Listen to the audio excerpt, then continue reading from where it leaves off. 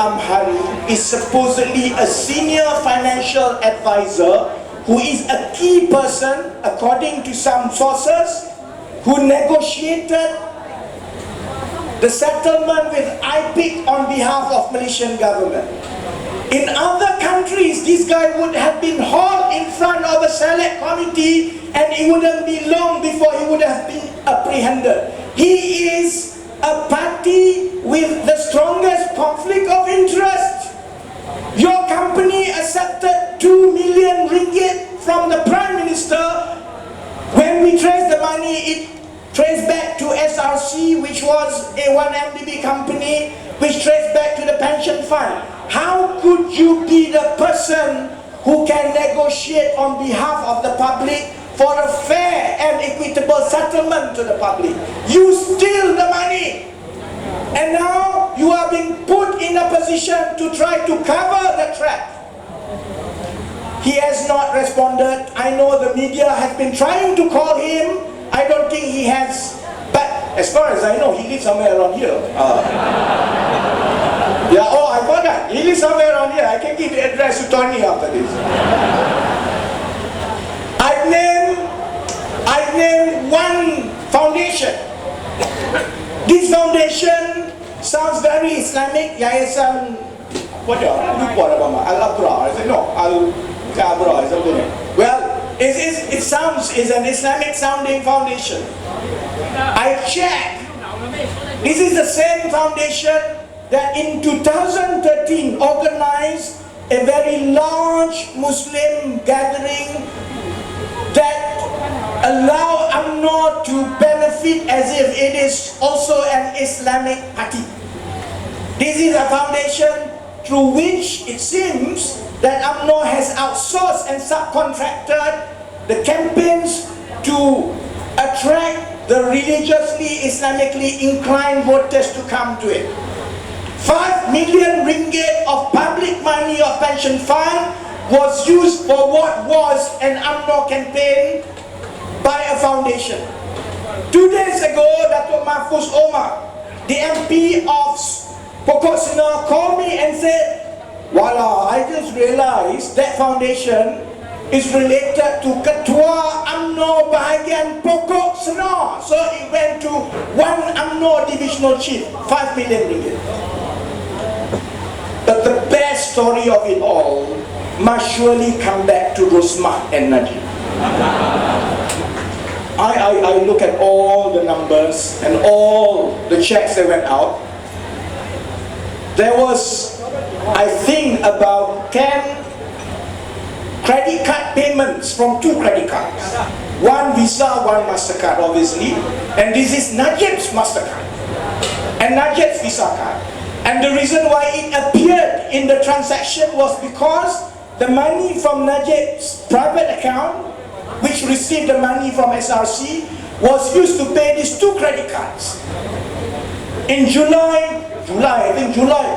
August 2014, there were various purchases to the total amount of 3.2 million ringgit in a day. Anyone here spend on your credit card 3.2 million ringgit a day? Well, Najib did on his credit cards 3.2 million ringgit a day. But it was spent in Italy. And then, luckily, the leaked document actually specified the name of the shop, or whatever you call them. Yeah. This is the world of internet and Facebook and social media. It's not difficult. I took the name by the name of D. Grisogono. I thought it's a Jawa name. Ini Jawa daripada Batu Pahat mana, you know? You type in D. Grisogono, what you find? The 3.2 million that was spent on D. Grisogono is most probably, and I think definitely, was an amount that was spent to buy jewelry in one day. Because D. Grisogono in Italy is a top class jeweler in the world, apparently. It's been reported. Najib has not made a squeak. Nobody has come and arrested us. there is no new summons coming to us.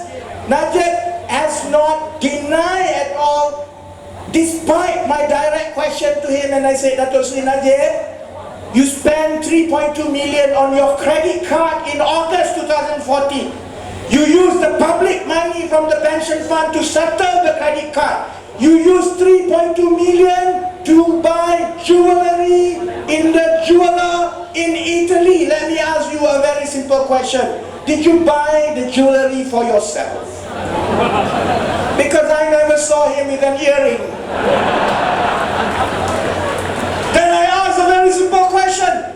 If you paid and you didn't use the jewelry for yourself, is it true that you bought it for Rosmah Mansur, 3.2 million ringgit worth of jewelry in one day in August 2014 that eventually was paid by us, the taxpayers, because SRC money went through Najib's account and that money was used to settle the credit card. I can tell you next week there will be more, the week after there will be more, and then there will be some quiet period because I will be in lockup for a while. Next week, I will be lodging a new report with the Central Bank, Bank Negara. Because the investigation into SRC money trail disclosed one important fact that has not been made public so far. We know how money had flown into Najib's account. We know that money actually had gone into some other people's account. Tony has highlighted as early as 2015 about the possibility of Tabung Haji's money that went into Putra Perdana that actually went and found its way back into SRC, and that was the reason given by authority. The reason why Najib was innocent and was not charged was because no money was stolen, because it was returned. That was the official answer. The 2.6 billion, no offense, because somebody donated and Najib was the most idiot in the world, he returned it back. The same as SRC money. Money went out, went to Najib's account, and then eventually it went back into SRC, although it was not from Najib, but it was from Putra Perdana, and Putra Perdana got injection from Tabung Haji. But there's more to it than that. What we found out from the money trail of late is this. After the money actually went back into SRC, it didn't stay into SRC. The money actually then was transferred into several layers of company, but ultimately it found its way in one 28-year-old guy whose official business is jual kapet, a kapet trader. Another kapet trader. The address is in Ampang. We went to Ampang. There is no kapet trader at that address. I think that's just a mechanic workshop. This guy perhaps is the most sought after guy in Malaysia now, or back then, because in 3 weeks period between the end of December 2014 to the 3rd week of January 2015, the SRC money that I allege actually originated now from Tabung Haji, it went into SRC, it went to himself. 43 million of Tabung Haji money through SRC went to this guy by the name of Arifin. I forgot his name. Arifin Saleh. Arifin? Yeah, for somebody who took 43 million, we forgot his name. Well, there's a guy, kapet trader from Ampang. He received 43 million payments from SRC that went into enterprise, not even a company, into his enterprise. And lo and behold, this is why Bank Negara Malaysia must be held accountable. In that 3 weeks period, this guy cashed out about 20-ish cash check to himself from his bank account, an amount of 43 million ringgit cash. I don't know where he would put that 43 million ringgit. Certainly not in his carpet shop. We all know that he's just a runner. He was among the first to be detained by SPRM in 2015. I thought that this must be a joke. Why didn't you arrest Najib? You arrested a carpet trader. Now we know why he was arrested. 5 more minutes. Now we know why he was arrested. He was certainly the guy who could connect between the money trail and who was given those money that was cashed out, the 43 million. The money trail stopped with him, the 43 million cash. But this is what I want to ask Bank Negara, which I will launch a new Bank Negara report next week. No bank branch in this country would hold more than 3 or 4 million ringgit cash. When someone cashed out 43 million cash within a space of 3 weeks, on that day itself, the red flag would have been flagged to Bank Negara. Even if there wasn't any reports lodged on money laundering, even if this guy was not apprehended by SPRM for investigation, on that day itself, on the week itself, Central Bank would have known some small carpet trader with invalid address in Ampang just threw out 43 million ringgit. It can only mean a few things. Number one, he's a terrorist. Number two, he's a drug baron somewhere. He's a big drug lord. Number three, he must be a big underworld criminal. Or number four, he's a runner for politicians somewhere stealing money. Bank Negara should have apprehended this guy, should have stopped the cashing in, should have hauled him back, but he was not arrested, not that I know of. The first time he was arrested was about 7 months later, and by now I'm pretty sure there is no place in this universe that our very efficient IGP can find him. He will not find this guy.